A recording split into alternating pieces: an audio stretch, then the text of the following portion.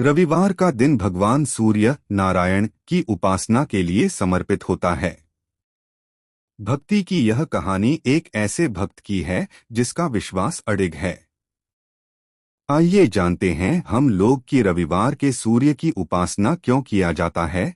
एक छोटी सी कहानी के माध्यम से जानते हैं। एक छोटे से गांव अमरपुर में माधव नाम का एक गरीब कुम्हार रहता था। माधव भगवान सूर्य का परम भक्त था।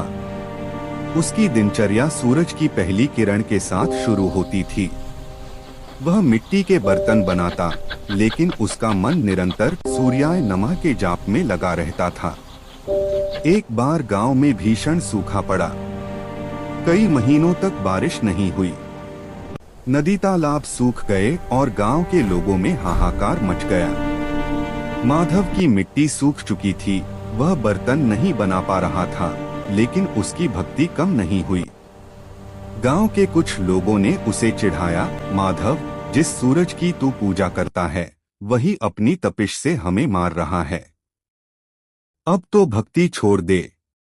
माधव ने विनम्रता से उत्तर दिया, सूर्य देव जीवनदाता हैं। अगर वे तप रहे हैं तो यह हमारे धैर्य की परीक्षा है। वे ही मार्ग दिखाएंगे। अगले रविवार माधव ने निर्जला व्रत रखा। उसने तपती धूप में खड़े होकर सूर्य देव की आराधना की। शाम होते होते उसकी आंखों के सामने अंधेरा छाने लगा, पर वह डगमगाया नहीं। तभी उसे एक दिव्य अनुभूति हुई।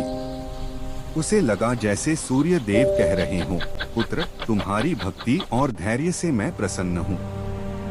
गांव की पुरानी बावड़ी के दक्षिण कोने को खोदो। माधव ने ग्रामीणों को इकट्ठा किया। लोग उस पर हंसे, पर माधव के विश्वास को देखकर कुछ लोग खुदाई के लिए मान गए। जैसे ही दक्षिण कोने की खुदाई हुई, वहां से शीतल जल की एक तेज धारा फूट पड़ी। पूरा गांव खुशी से झूम उठा। उस दिन के बाद सभी ग्रामीणों के मन में सूर्य देव के प्रति अटूट श्रद्धा जाग गई।